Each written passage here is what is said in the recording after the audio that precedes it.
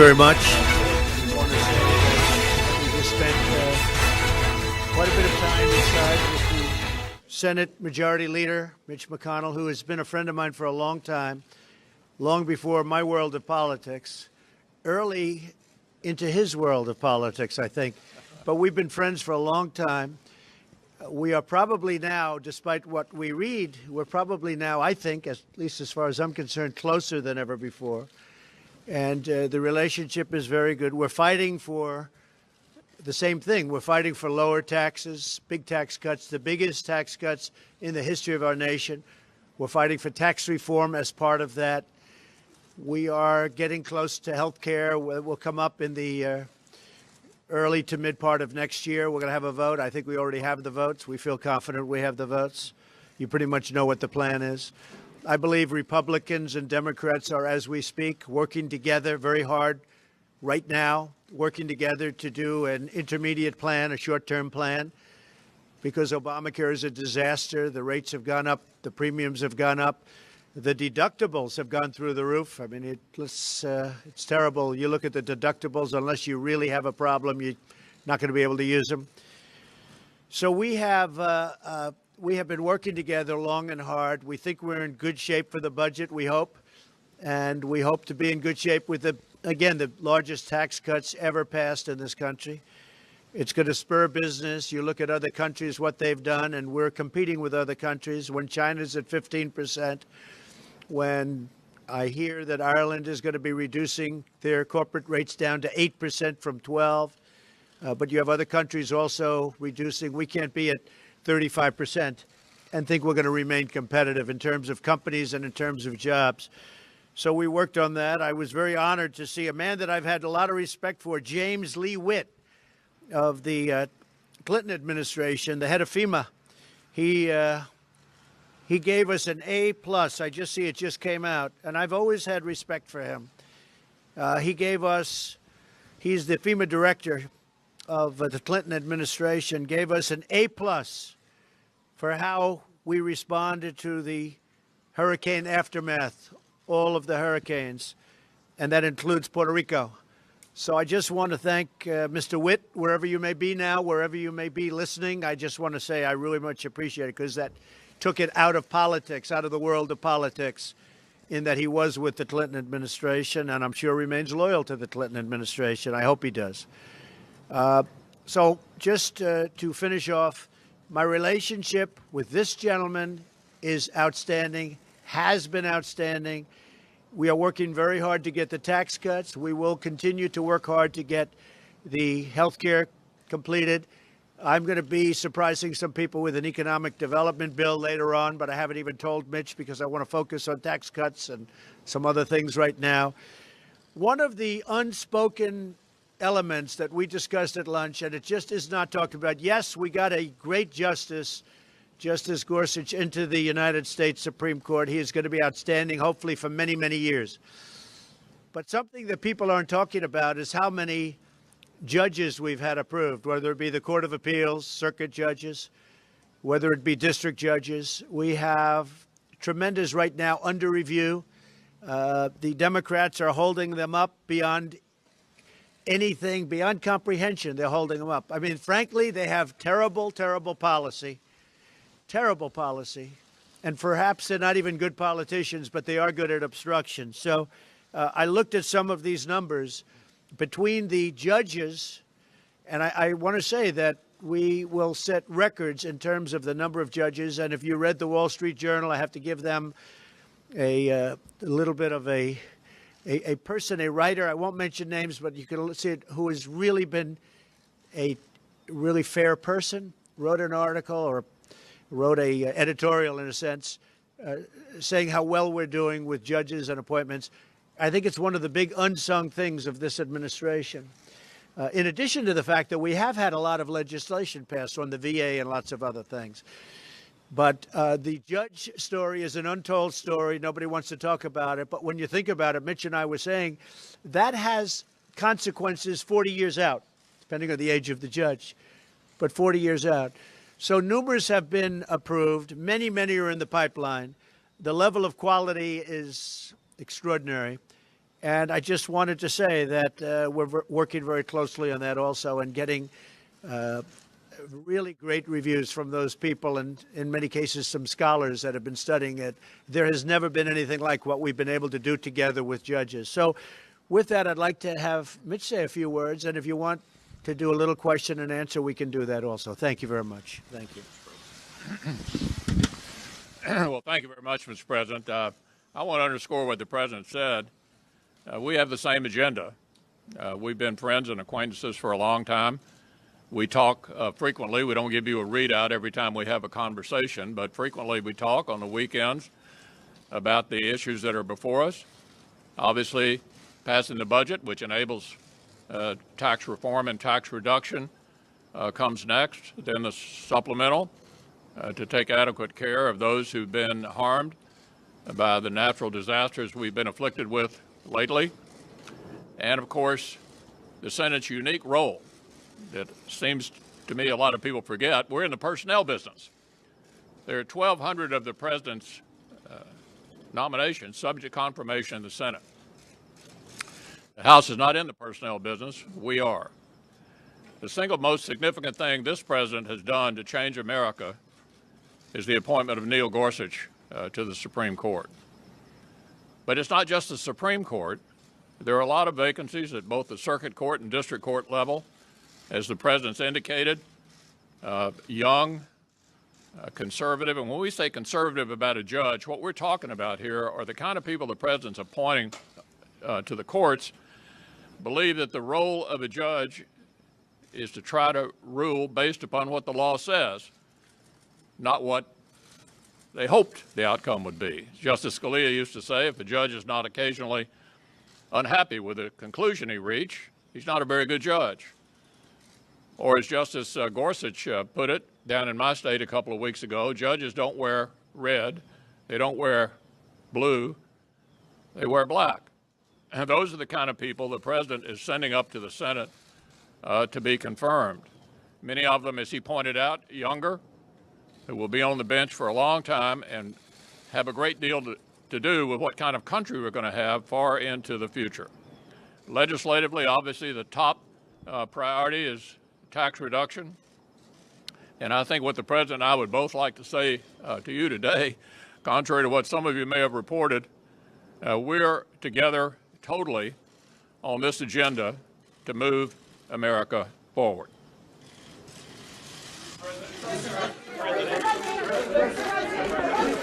John. Mr. President, in terms of the timetable for tax reform, the Speaker of the House, Paul Ryan, has said he wants to get it done by the end of this year. He would make the House stay through the Christmas break in order to get it done. The Senate Majority Leader has said we'll get it done this Congress. Would you be okay if tax reform were not passed until next year as opposed to this year? Well, I would like to see it be done this year, John. I would like very much to see it be done this year. So we won't go a step further. If we get it done, that's a great achievement. But don't forget, it took years for the Reagan administration to get taxes done. I've been here for 9 months, a little more than 9 months. I can say the same thing for health care. If you look at Obama, first of all, you look at Clinton, they weren't able to get it done. You look at other administrations, they weren't able to get it done. President Obama, after a long period of time, was able to finally push it through, but push through something that's now failed, really failing badly. But again, we're meeting, Democrat, Republican are meeting right now, and right now they're working on something very special. But I have to tell you, I really believe that we have a very good chance, and I think Mitch feels the same way, of getting the taxes done, hopefully fairly long before the end of the year. That's what we'd like to see. Go ahead. Can I just add? Yeah, let me just add to what the President said. The goal is to get it done this calendar year. But it is important to remember that Obama signed Obamacare in March of year 2. Obama signed Dodd-Frank in July of year 2. We're going to get this job done, and the goal is to get it done by the end of the year. Mr. President? Mr. President? And just to finish up for Mitch, and we're 9 months, right? So we could have a long way to go, but that's okay. Yes. Thank you. Question one: do you still have confidence in Representative Tom Marino to be your drug czar? And on health care, in a recent tweet, you said the only problem I have with Mitch McConnell is that after hearing repeal and replace for 7 years, he failed. that should never have happened. Do you still think? Well, he let's failed? go. Do you Let's have go to the confidence in second tax part of your reform? question with Mitch. Again, we've been doing health care for really 7 months, and probably 6 months if you think about it, because we started in probably a total of 6 months. Others were 2.5 years and much more than that. Others were 8 years and they didn't get it passed. This man is going to get it done, okay? And I think get it done long before anybody else. And I think it's going to be a great health care. As far as Tom Marino, so he was a very early supporter of mine, the great state of Pennsylvania. He's a great guy. I did see the report. We're going to look into the report. We're going to take it very seriously because we're going to have a major announcement probably next week on the drug crisis and on the opioid massive problem. And I want to get that absolutely right. This country, and frankly, the world has a drug problem. The world has a drug problem, but we have it, and we're going to do something about it. So I'm going to have a major announcement on that problem next week. We're going to be looking into Tom. Thank you, Mr. President. Trey Ying with One America News. I'd like to ask you, do you support the plan by people who previously served in your administration, such as Steve Bannon, to primary Republican candidates in the 2018 elections who do not support your agenda? Well, I have a very good relationship, as you know, with Steve Bannon. Steve's been a friend of mine for a long time. I like Steve a lot. Steve is doing what Steve thinks is the right thing. Some of the people that he may be looking at, I'm going to see if we talk him out of that because, frankly, they're great people. What Mitch will tell you is that maybe with the exception of a few, and that is a very small few, I have a fantastic relationship with the people in the Senate and with the people in Congress. I mean, I have with our House of Representatives. I have a great relationship with political people. If you read the papers, you think I'm like on one island and they're like on the other. Well, it's not the way it is. We have a fantastic relationship. I'm friends with most of them, I can say, and I don't think anybody could have much of a higher percentage, but I'm friends with most of them. I like and respect most of them, and I think they like and respect me. Just so you understand, the Republican Party is very, very unified. When we get things approved, we have to go through hell because we have no Democrat support. We have nobody. We don't have a vote from the Democrats. As an example, massive tax cuts. We may not get any Democrat votes. Now, we also may get 3 or 4. But we may get no for massive tax cuts. We're the highest tax country in the world. And yet we may get no Democrat support. And that's because they're obstructionists. And they just basically want us to do badly. But that's not going to happen. Yes, go ahead.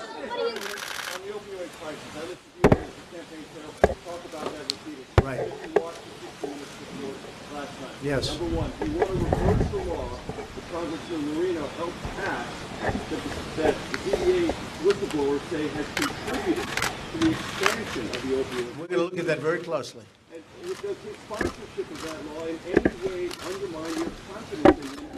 Well, he's a good man. I have not spoken to him, but I will speak to him, and I'll make that determination. And if I think it's 1% negative to doing what we want to do, I will make a change. Yes. Mr. McConnell. Wait 1 second. Yes. What about declaring a written national emergency for this crisis? We talked about it. But We are going to be doing that next week. By the way, you know that's a big step. By the way, people have no understanding of what you just said. That is a very, very big statement. It's a very important step. And to get to that step, a lot of work has to be done, and it's time-consuming work. We're going to be doing it next week, okay? Mr. President, did you have a chance during your lunch today to discuss the comments that Steve Bannon made this weekend, and what do you make of those comments?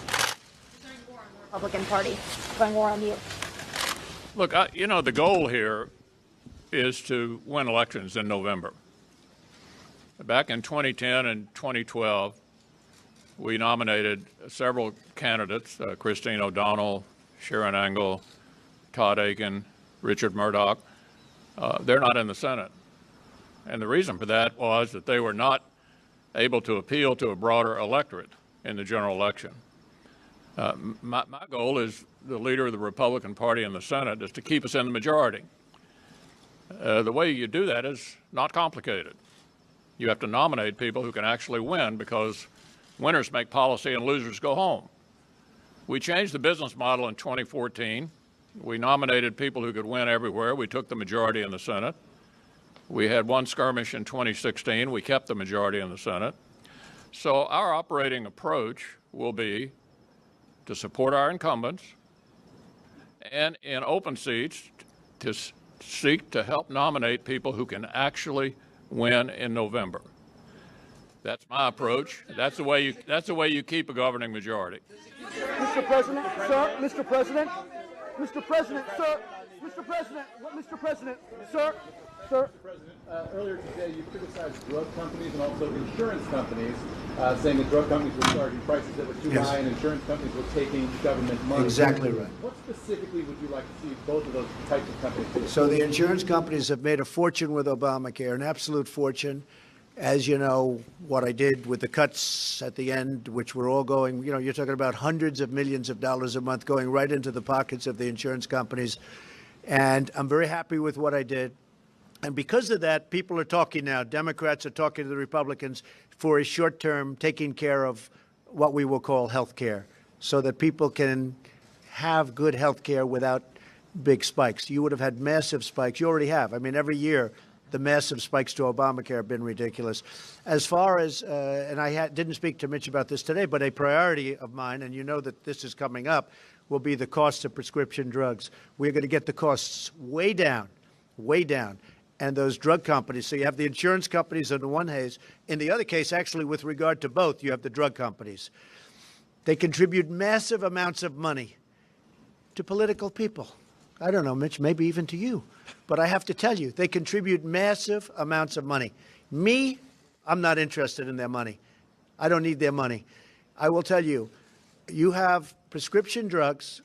You go to England, you go to various places, Canada, you go to many, many countries, and the same exact pill from the same company, the same box, same everything, is a tiny fraction of what it costs in the United States.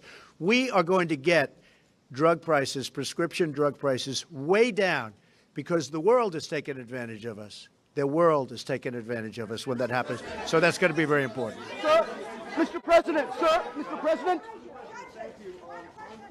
Healthcare, there are about 6 million people that get subsidies to help pay for Obamacare. About 70% by one study come from states that you won in November. Yeah. Now that you've cut off these payments, are you going to ensure that those people will still get help from the federal government to pay for that insurance? Well, that's what we're looking to do, Joe. We want to get it down so that people can have affordable health care. Look, you look at some states, 116% up. In Alaska, over 200% up. In other states, 50%, 70% up. And those are some of the states that are doing better.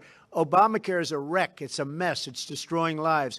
We want to get it in those states, the states that I did so well in, but also in states that I didn't win. I want to get health care that's much more affordable and much better health care, and that's what we're doing. Yes. Let me ask you about tax reform. Go ahead, tax reform. Yeah, tax reform. You had said the other day that there were some adjustments being made. Yeah. Gary Cohn said today that there would be some things that are negotiable. What exactly, in your eyes, is negotiable? And then for the leader, you said that the top priority is tax reduction. You did not say tax reform in 2017, Leader McConnell. So could you commit specifically to tax reform in 2017 for the both of you? So we are doing minor adjustments. We want to make sure that the middle class is the biggest beneficiary of the tax cuts and tax reform. And that's, I'm sure, what Mitch meant also, because people get it confused. We are doing massive tax cuts. We're also doing simplification and reform. Simplification, where literally if we can do it on one page, now in some cases it may be 2 pages, but we're doing major simplification. We're bringing the categories down from, if you include 0, because there are 0, we're bringing it from 8 to 4. That's a big, big simplification, just that alone. But we are doing the massive cuts, and I will say this, wherever I've been, this has been so popular with the people. Now we have to get a couple of additional people to raise their hands. Mitch? President? Yeah, I agree with the president. It's about both reduction and reform.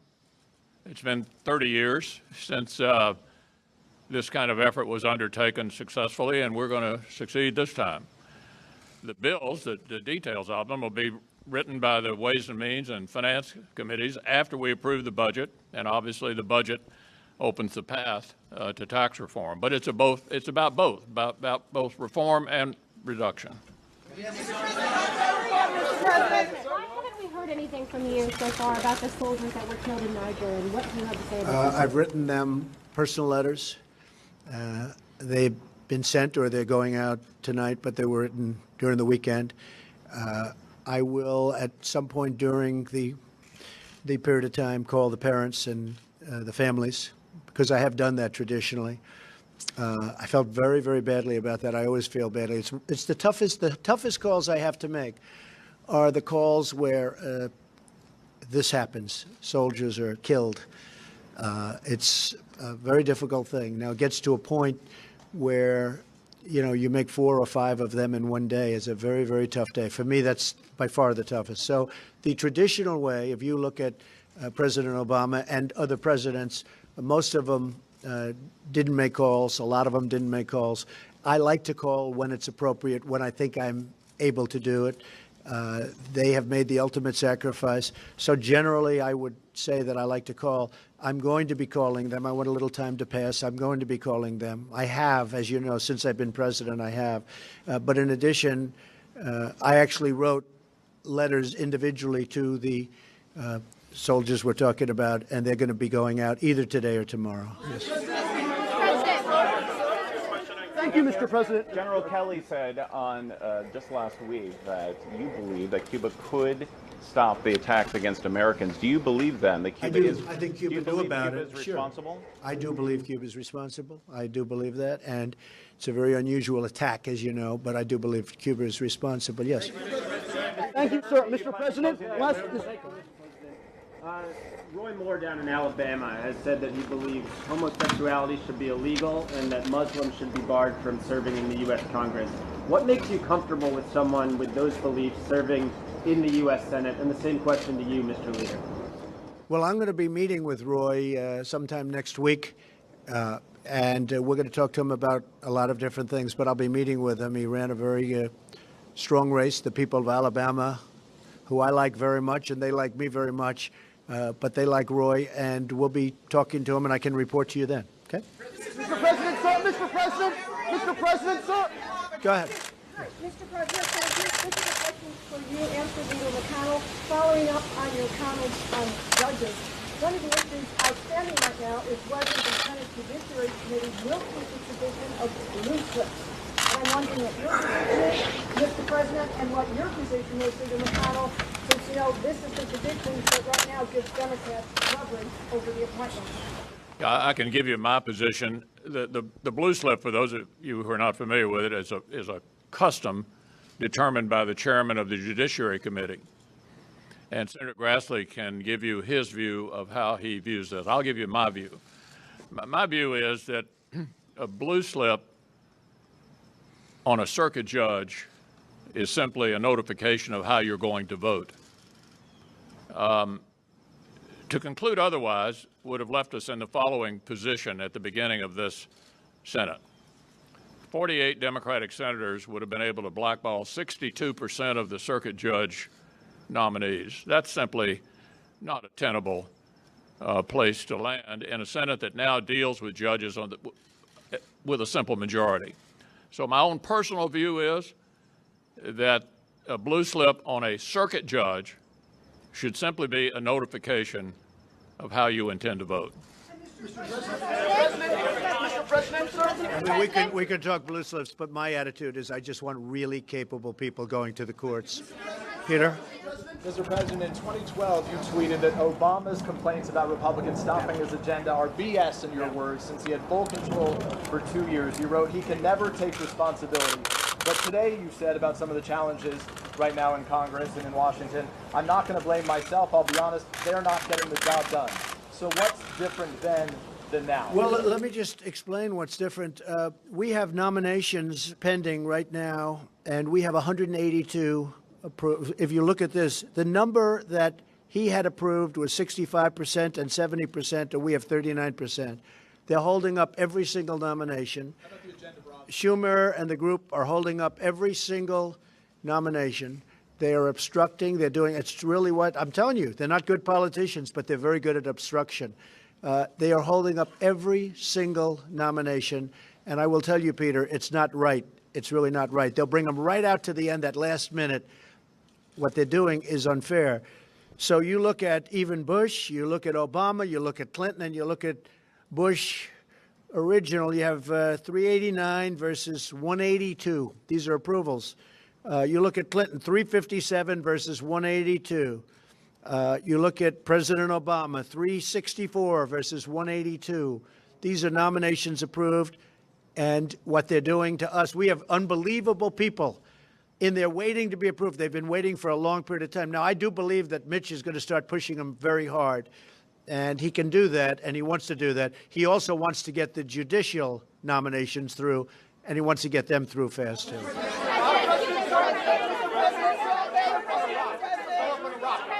Go ahead, John. Go ahead, John. Could I just follow on that, if I could? You seem to have a budding spirit of cooperation with the Senate Minority Leader and the House Minority Leader when it came to the budget, when it came to this idea of finding a fix for DACA.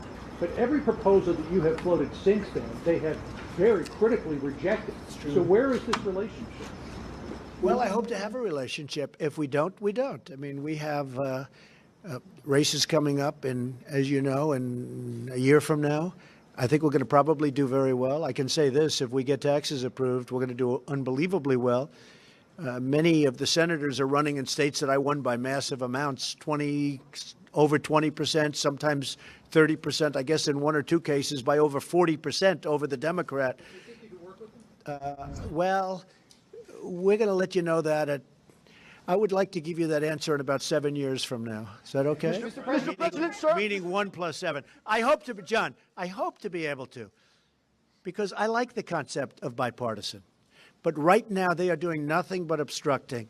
And really, you know, if you think about it, they're against major tax cuts that's going to make our country stronger and more competitive. That's a hard thing to win an election on. And I believe that some Democrats will be voting for us when it comes to the tax cuts. Mr. President, sir. What about this economic development bill that you mentioned? I'm going to be proposing an economic development bill in the not-too-distant future. I want to get tax cuts obviously done first, maybe even the health care, but I think somewhere either in between or shortly thereafter, I'm going to be developing an economic development bill that will put us so far ahead of other countries, you will not even believe it. That'll be very important. Mr. President, sir, Mr. President, sir. Thank you, Mr. President. Last week, your administration made two major announcements on rolling back the Iran deal and getting rid of the cost-sharing reductions as part of Obamacare. And a lot of criticism has been leveled at your administration, saying that really all you're doing is— And a lot of praise. Fair enough, sir. Rolling back, a lot of what you're doing is simply rolling back everything your predecessor accomplished. Is there a single policy of your predecessor that you specifically do not want to touch, sir?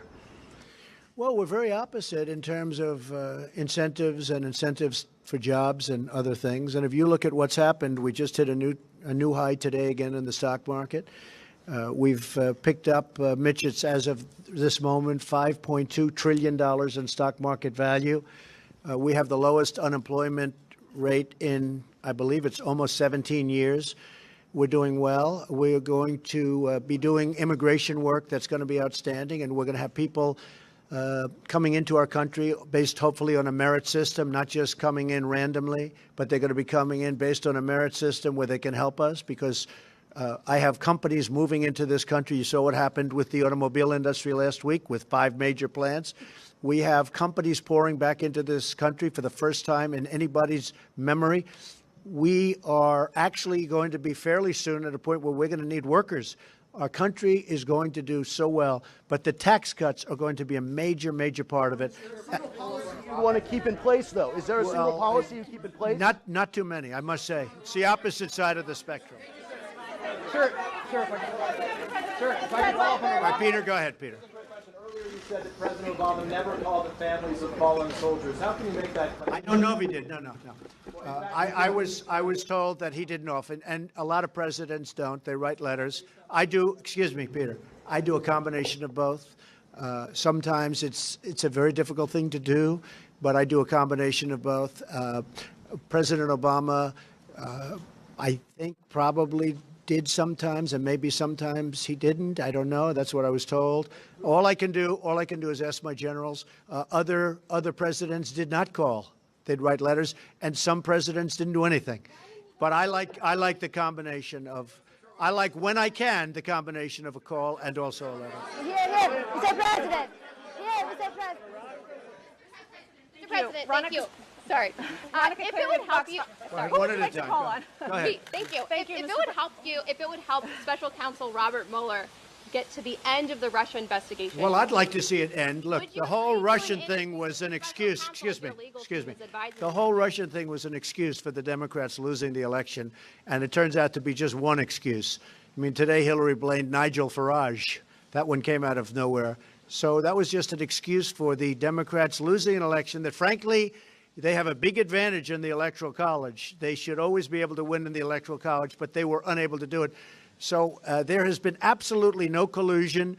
It's been stated that they have no collusion. They ought to get to the end of it because I think the American public is sick of it. Go ahead. Go ahead. Interview. Mr. President, Veronica Cleary with Fox 5. Yes. Do you believe that your comments in any way affected Bo Bergdahl's ability to receive a fair trial? And can you respond to his attorney's Well, I can't claims comment that... on Bo Bergdahl because he's, as you know, I guess he's doing something today, as we know, and he's also they're setting up sentencing. So I'm not going to comment on him, but I think people have heard my comments in the past. Go ahead. Go ahead. Will you extend the deadline for DACA recipients if Congress can't pass the bill by March? Leader McConnell. Well, they should be able to do something, but we need very strong border security, and we do want the wall. Go ahead. The question is about the fires in California. They feel like they left out. No, they haven't. In fact, I spoke to Governor Brown. We had a great conversation.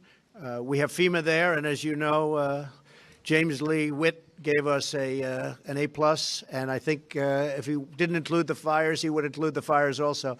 We have FEMA there. We have military there. We have first responders there. It's a tragic situation, but we're working very closely with the representatives from California, and we're doing a good job. Mr. President. Go ahead, back. Yes, go ahead, back.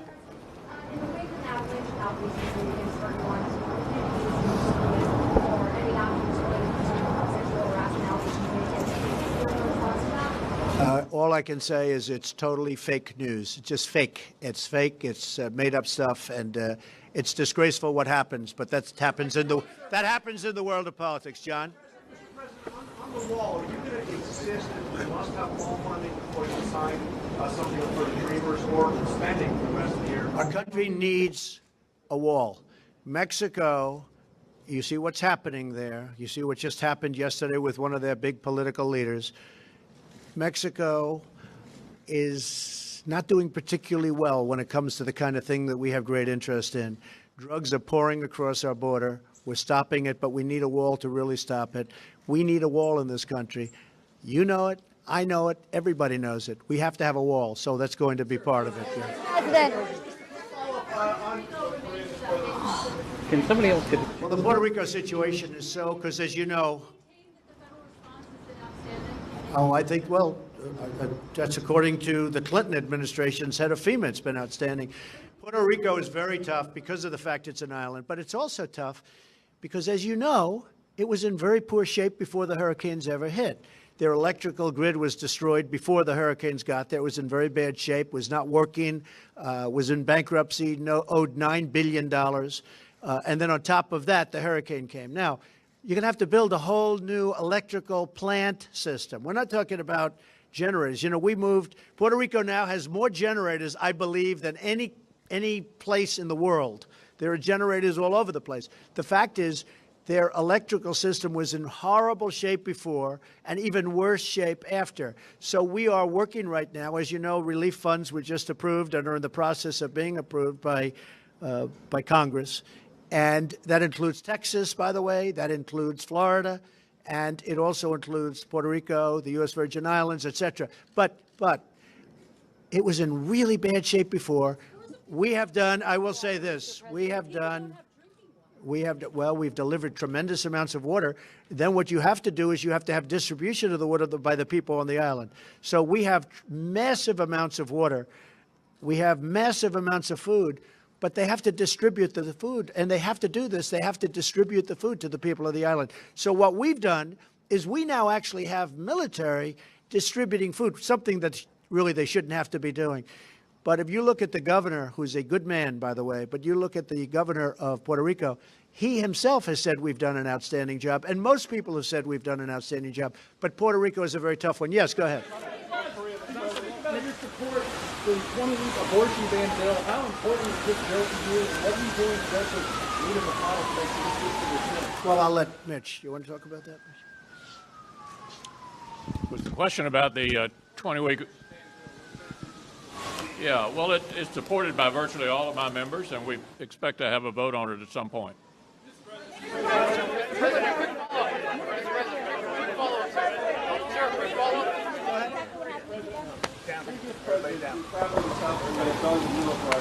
are those who believe this would be the worst time to do that because it would be viewed as provocative. How do you view what you're trying to accomplish in South Korea? Do you intend to go to the DNC? Well, I'll be going, as you know, to South Korea, to China, to Japan, to Vietnam for the summit. We have a big economic summit there. I may be going to the Philippines also. We've been invited to the Philippines, so I may be going to the Philippines. And I look forward to all of them. We haven't set the details as of this moment. We'll take a look at that. I didn't hear in terms of provoking, but we will certainly take a look at it. Mr. President. Sir, a quick follow-up on an earlier question to Sarah. You discussed the special counsel and the investigation currently. Are you considering firing Robert Mueller? No, not at all. And one quick follow-up on Iraq, sir. On Iraq, the Kurdish forces and Iraqi forces last night were clashing in northern Iraq. Are you concerned about a larger conflict in the region while U.S. forces are still advising on the ground? We don't like the fact that they're clashing. We're not taking sides, but we don't like the fact that they're clashing. Well, let me tell you, we've had for many years very good relationship with the Kurds, as you know, and we've also been on the side of Iraq. Even though we should have never been in there in the first place, we should never have been there. But we're not taking sides in that battle, John. In an interview earlier today, Hillary Clinton said that she did not believe that players taking a knee in the NFL was about disrespecting the flag. Complete odds with the way that you have portrayed this. You fired back in a tweet saying you hope that she runs again in 2020. Why? Oh, I hope Hillary runs. Is she going to run? I hope. Hillary, please run again. Go ahead.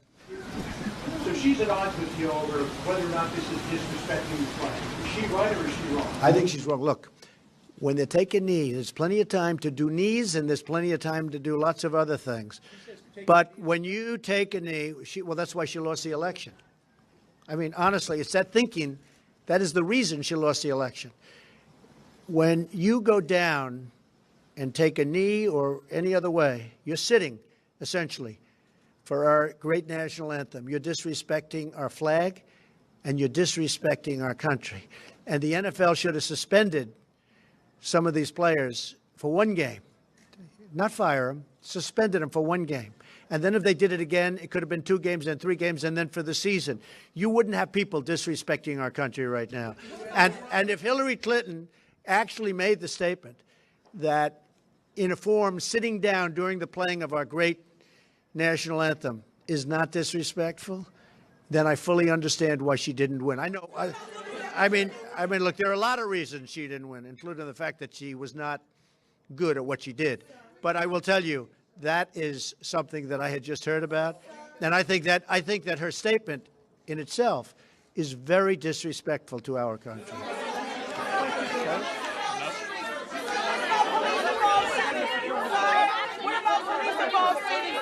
Thank you very much. As it relates to the NFL, that is what the players are saying is the crux of why they're taking a knee, sir. The police-involved shooting issue. It is very disrespectful to our country when they take a knee during our national anthem. It is very disrespectful. Just hear it. It is very disrespectful to our country when they take a knee during the national anthem, number one. Number two, the people of our country are very angry at the NFL. All you have to do is look at their ratings and look at their stadiums. You see empty seats where you never saw them before. A lot of people are very angry at it. It is highly disrespectful. They shouldn't do it. Thank you very much, everybody. Thank you. Mr. President, is health care now Trump care? I want back.